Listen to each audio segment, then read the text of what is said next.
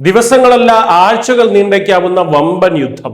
ഇറാനെതിരെ അമേരിക്കയും ഇസ്രയേലും ഒന്നിച്ച് വിരൽ ചൂണ്ടുമ്പോൾ ലോകം ഉറ്റുനോക്കുന്നത് ആ വലിയ പ്രഹരം എപ്പോൾ ആരംഭിക്കും എന്ന് മാത്രമാണ്. ഇറാനെതിരെ ഒരു സംയുക്ത സൈനിക നടപടിക്ക് അമേരിക്കയും ഇസ്രയേലും തയ്യാറെടുക്കുന്നതായാണ് റിപ്പോർട്ടുകൾ. അന്താരാഷ്ട്ര മാധ്യമമായ ആക്സിയോസ് പുറത്തുവിട്ട വിവരങ്ങൾ പ്രകാരം ഇത്തവണത്തെ ആക്രമണം ചെറിയൊരു തിരിച്ചടിയിൽ ഒതുങ്ങില്ല.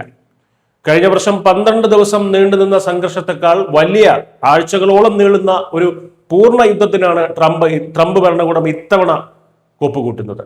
ഇതിനകം തന്നെ 150-ലേറെ അമേരിക്കൻ മിലിറ്ററി കാർഗോ വിമാനങ്ങൾ മേഖലയിൽ എത്തിക്കഴിഞ്ഞു. നാവിക വ്യോമ വിന്യാസം ശക്തമാക്കിയ അമേരിക്ക ഇസ്രയേലുമായി ചേർന്നുള്ള നീക്കങ്ങൾക്കാണ് മുൻതൂക്കം നൽകുന്നത്.